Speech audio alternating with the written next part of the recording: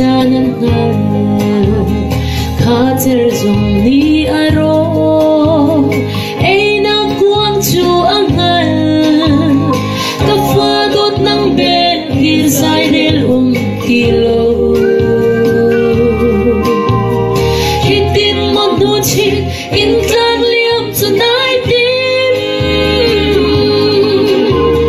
nasumilam le na dumitil ka tratem zo tran riman sa thi na kan si kharau thi na kan si parhen na tan khamu rol deu na fu khamu rol tak le tum na tu mo tu na chilai vole hi chu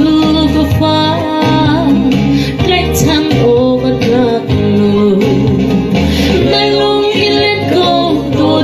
suni lung sawin an ako napamay tu ka fa hitin chan dilay chu vole athum alna san toy na tlan liawa lom na tak tak le nangam nag na mumo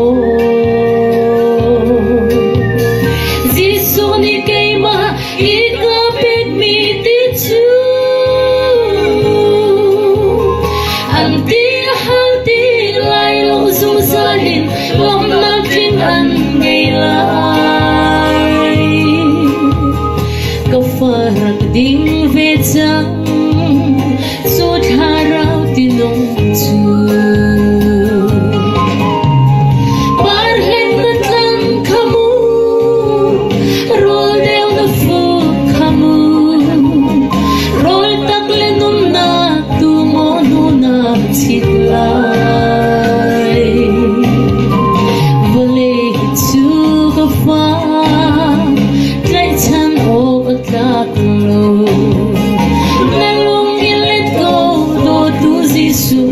lung sawin an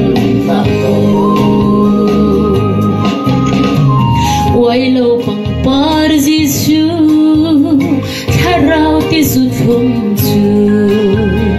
lung thir ni an ngei lo apar tlan tu chu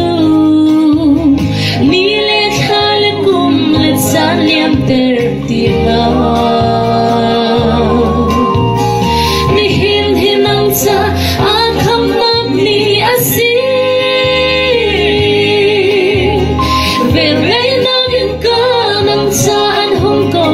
at sa na loan lan le ni bang na liam hana nung na pan sutlan sang